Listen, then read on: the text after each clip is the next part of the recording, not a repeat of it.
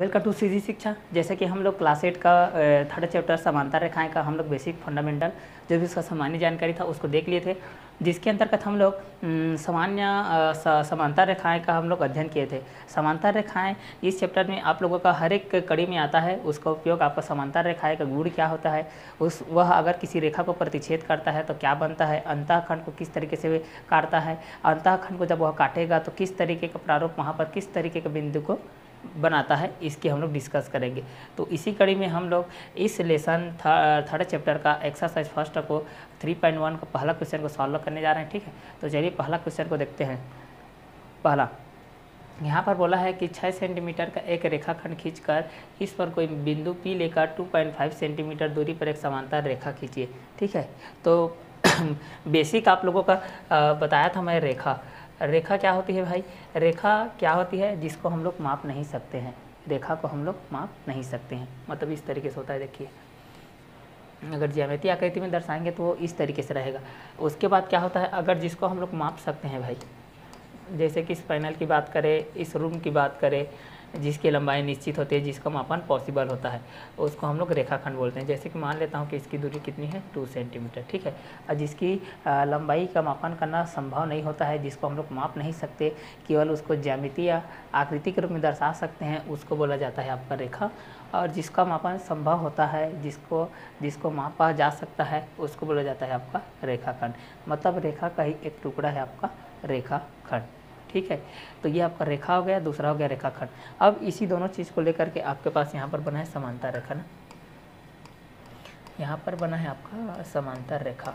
ठीक, चलिए, तो समांतर रेखा किसको बोलते हैं? ये जो समांतर रेखा होती है समदूरस्थ होती है। जैसे कि मैं एक सरल रेखा ले लिया ना, ठीक है, जैसे कि दो साथी रहते हैं, समान गति से चलते हैं। ठीक है, तो यहाँ पर देखो, ये इस रेखा का नाम मैं दे दिया P और इस रेखा का नाम दे दिया मैं Q।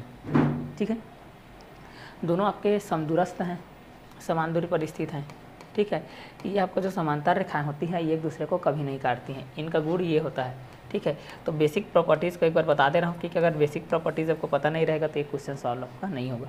ठीक, तो चलिए समांतर रेखा का लिखिए, समांतर रेखा, क्योंकि इसमें रचना का पद भी लिखना रहता है, इस कारण से। तो समांतर रेखा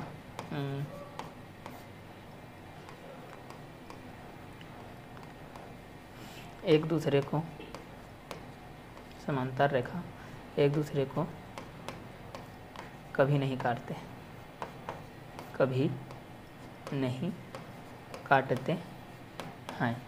ये इसकी मेन प्रॉपर्टीज़ है। ठीक है, क्योंकि अगर समांतर रेखा है इन दोनों को काट देगा तो वहाँ पर जो कटान बिंदु रहेगा, कटान बिंदु से आपका एक और कटान बिंदु निकलेगा, जो कि संभव नहीं है समांतर रेखा के अनुसार। ठीक है, चलिए कॉन्सेप्ट पे आते हैं। पहला क्वेश्चन है आपका, पहला को हम लोग सॉल्व करते हैं। हमारे पास जो भी बेसिकली दिया गया है, बोल रहा है कि 6 सेंटीमीटर का एक रेखाखंड खींचकर इस पर कोई बिंदु P लेते हैं। ठीक है, तो दिया है हमारे पास, दिया है 6 सेंटीमीटर ना, 6 सेंटीमीटर का एक रेखाखंड, एक रेखाखंड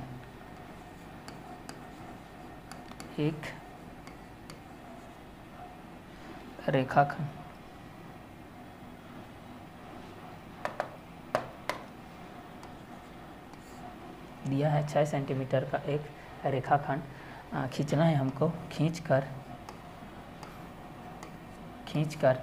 एक बिंदु P लेना है हमको। एक बिंदु क्या लेना है? P। चलिए एक बिंदु हम लोग ले लेते हैं P। ठीक है, तो चलिए एक इस तरीके से मैं समांतर रेखा खींच दिया भाई। देखिए ये समांतर रेखा खींच दिया, इसका नाम मैं डिनोट कर दे रहा भाई। इसका वैल्यू है आपका P, इसका वैल्यू है आपका Q। यहाँ से बोल रहा है कितना? 2.5 सेंटीमीटर का। यहाँ से 2.5 में मतलब मान लो यहाँ एक और समांतर रेखा का हम लोग इस तरीके से रचना कर लिए। कितना है? दोनों के बीच की दूरी आपकी 2.5 सेंटीमीटर। ठीक है, ये आपका रेखाखंड है ना, रेखाखंड। ठीक, इसका नाम देते हैं यहाँ हम लोग RS। ठीक, चलो, तो 6 सेंटीमीटर के एक रेखाखंड खींचकर एक बिंदु हम लोग पहला P क्यों लिए, उससे 2.5 सेंटीमीटर की दूरी पर एक बिंदु हम लोग आर इसलिए जो कि इसके समांतर है। अब बोल रहा है कि बिंदु P लेकर 2.5 सेंटीमीटर दूरी पर एक समांतर रेखा खींचिए। तो यही आपका बिंदु क्या है, P है। अब आपको यहाँ पर लिखना है भाई रचना के पद, जो जो आप यहाँ पर कार्य वही किए हो उसी को यहाँ पर 1 बाय 1 करके लिखना है। पहला हम लोग क्या किए हैं, पहला हम लोग 6 सेंटीमीटर का 6 सेंटीमीटर का एक रेखा खींचे है ना, 6 सेंटीमीटर का एक रेखाखंड खींचे हैं 6 सेंटीमीटर का। ये आपका 6 सेंटीमीटर का एक रेखाखंड है। अब यहाँ से दूसरा क्या लिए हैं, इस चीज़ को मध्य बिंदु का नाम दे दो, ओ दे दो, इसका नाम ओ है, बिंदु ओ से, ठीक है, बिंदु ओ से ना, बिंदु ओ से 3-4 स्टेप में रहता है इसका रचनाक पद। तो बिंदु ओ से ना, बिंदु ओ से 2.5 सेंटीमीटर दूरी पर एक बिंदु P है।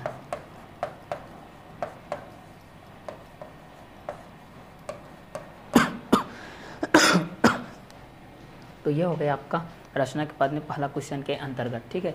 तो इसमें आप जब भी रचना पद लिखेंगे तो 1 बाय 1 करके 2-2 स्टेप में इसको लिखते जाएंगे। चलिए आगे का क्वेश्चन को देखते हैं। नेक्स्ट क्वेश्चन है कंडीशन दिया है यहाँ पर डायग्राम के बेस में। क्वेश्चन नंबर 2 बोल रहा है दी गई आकृति में, यह आपका आकृति है, समांतर रेखा है। पहला समांतर रेखा आपका L है, दूसरा समांतर रेखा आपका M है, तीसरा समांतर रेखा आपका N है। इन तीनों पर एक लंब है आपका T, जिसको ट्रांसवर्सल लाइन बोलते हैं। इसका अल्फ़ाबेट पहला T से आता है, इस कारण से इसको T से दर्शाया जाता है। अब कंडीशन क्या बोल रहा है, दी गई आकृति में L समांतर है M। क्वेश्चन में इसका आंसर रहता है, बार बार पढ़ो। दी गई आकृति में L समांतर M है, और जो समांतर रहता है, हम एक गुणधर्म पढ़े हैं, एक नियम पढ़े हैं भाई, कि जो आपका समांतर रहता है, ठीक है, जो आपका समांतर रहता है वो आपका बराबर भी रहता है। तो यहाँ पर लिखोगे दिया है L समांतर M, दिया है L समांतर M। नाउ सेकेंड कंडीशन दिया है T लंब है M पर और T आपका लंब है N पर।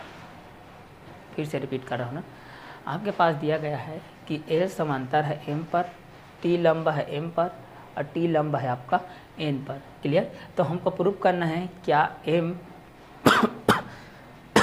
समांतर है N पर, तो है तो क्यों है बोल के, ठीक है। तो इसको हम लोग मान लेते हैं इक्वेशन नंबर फर्स्ट, इसको मान लेते हैं 2 और इसको मान लेते हैं 3। पहला को सिद्ध करते हैं भाई, पहला क्वेश्चन को हम लोग सिद्ध करते हैं। तो पहला क्वेश्चन क्या बोल रहा है, क्या M समांतर N है, और है तो क्यों है। तो चलिए, चूँकि आप जान रहे हो, चूँकि L समांतर M, इसलिए L बराबर M है। और दूसरा चीज़ क्या है, T लंब है भाई आपके M पर, इसलिए क्या हो जाएगा, T बराबर हो जाएगा M और T बराबर क्या हो जाएगा N। जब T का दोनों साइड में LHS में आपका बराबर है तो RHS भी क्या हो जाएगा, बराबर हो जाएगा। इसलिए यहाँ पर हो जाएगा M इक्वल टू हो जाएगा N, और जो इक्वल रहता है भाई वो आपका समांतर भी रहता है। ऐसा हम लोग गुणधर्म में पढ़े हैं, नियम में। तो आपका पहला वाला प्रूफ हो गया इतने में, ठीक है। सेकेंड नंबर को देखते हैं। सेकेंड नंबर क्या बोल रहा है, सेकेंड नंबर में देखो, सेकेंड बोल रहा है क्या L समांतर है N पर, और है तो क्यों है।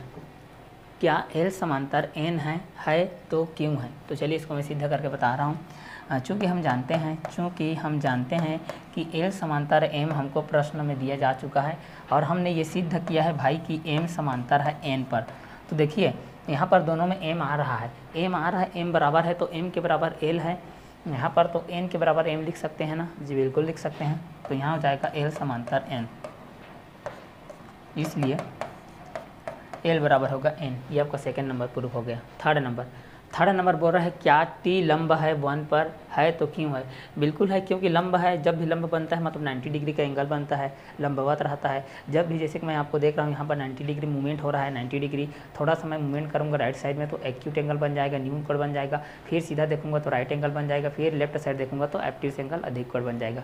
तो यहाँ पर ये मूवमेंट कर रहा है आप लोगों के पास, तो यहाँ पर मूवमेंट कर रहा है तो यहाँ पर आपके पास हो जाएगा L = N।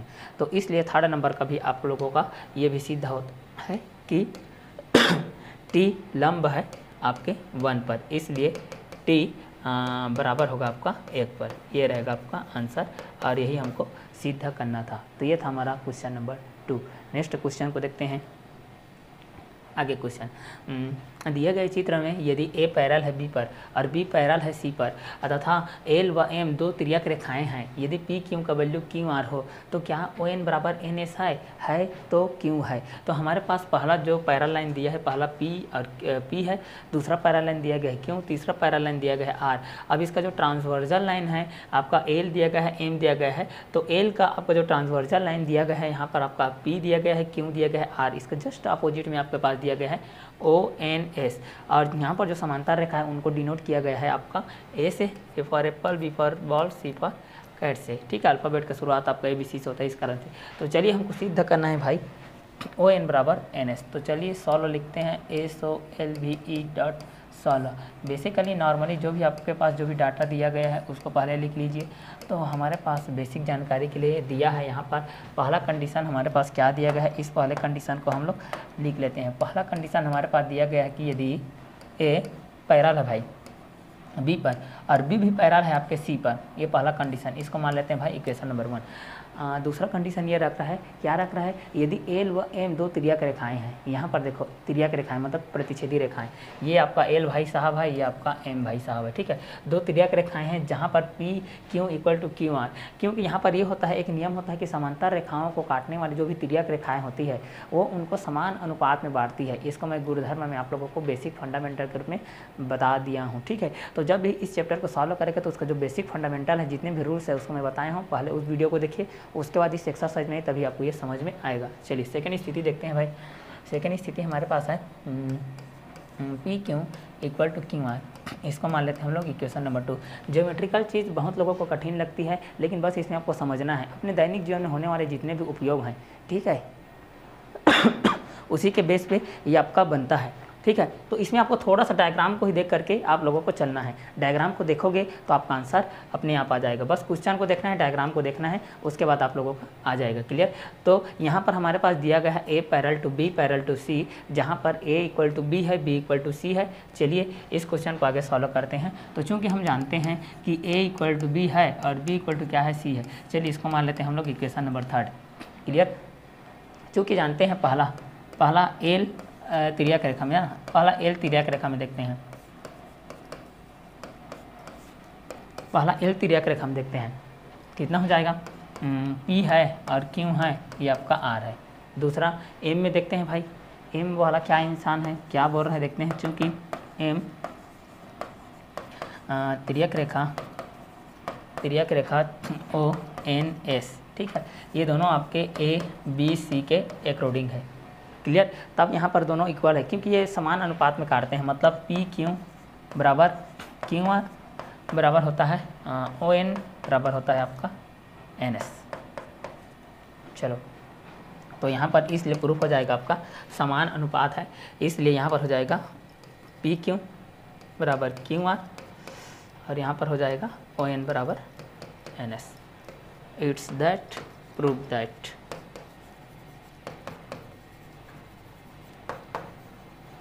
ये क्वेश्चन आपका सिद्ध है, क्वेश्चन नंबर 3। नेक्स्ट क्वेश्चन देखते हैं।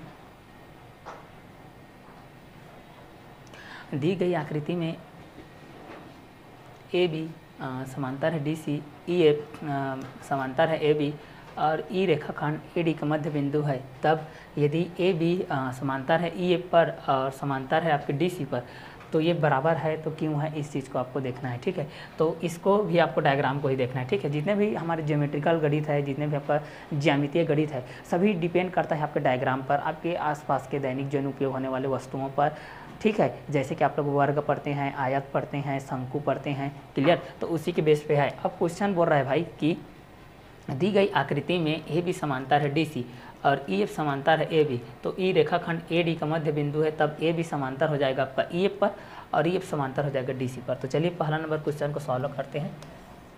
तो पहला हो जाएगा आपका A B parallel to E F, parallel to D C, clear.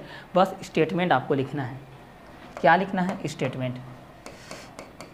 तो ए बी बराबर हो जाएगा आपका ई एफ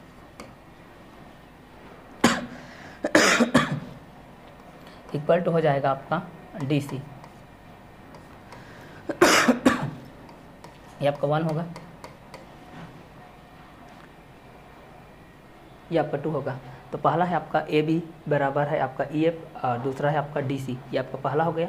दूसरा ए बी बराबर हो गया ई एफ और दूसरा हो गया आपका डी सी, पहला हो गया, ये आपका दूसरा हो गया, ठीक है। अब चूँकि हमको एक समलम चतुर्भुज दिया है हमारे पास,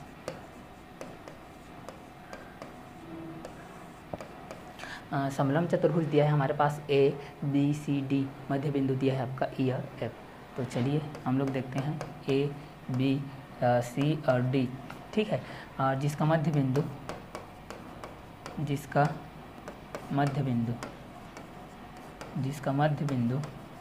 ई एफ है, ठीक है। तब हमको यहाँ पर प्रूव करना है कि यहाँ पर D E equal to E ए हो जाएगा पहला, दूसरा हो जाएगा ई ए इक्वल टू हो जाएगा ई डी, दूसरा क्या हो जाएगा ए ई इक्वल टू हो जाएगा डी ई।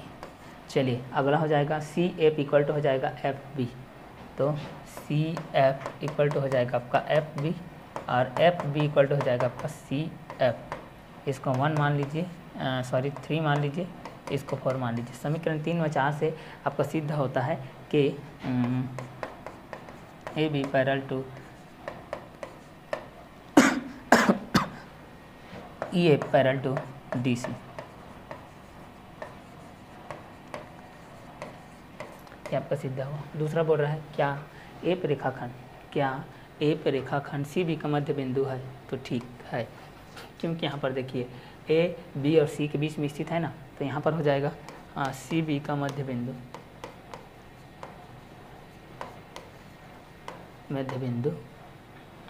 एफ है, क्लियर। तो यह था आपका 4th नंबर का क्वेश्चन। चलिए नेक्स्ट देखते हैं हम लोग 5th नंबर। दी गई आकृति में एल समांतर एन है, तो क्या इनके अंतःखंडों का अनुपात बराबर होगा? तो इसको देखते हैं।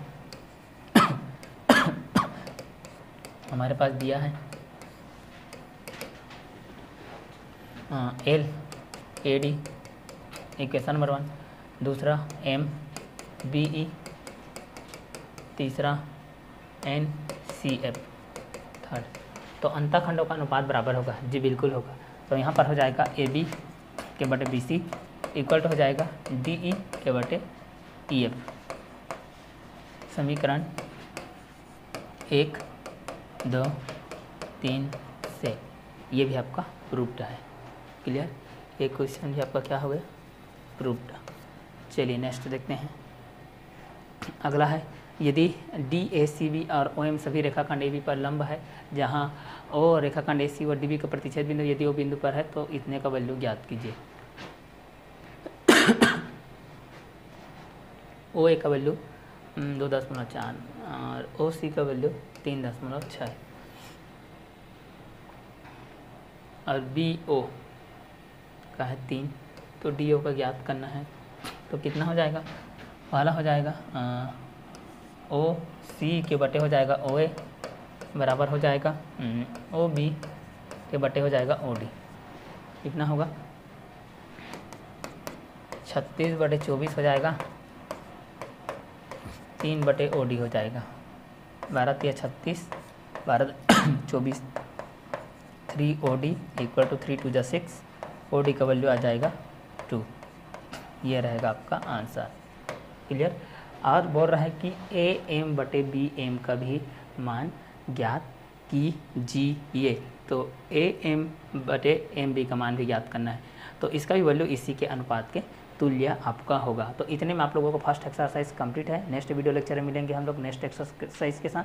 तब तक क्लास को आज कवर करते हैं। Okay bye, have a nice day.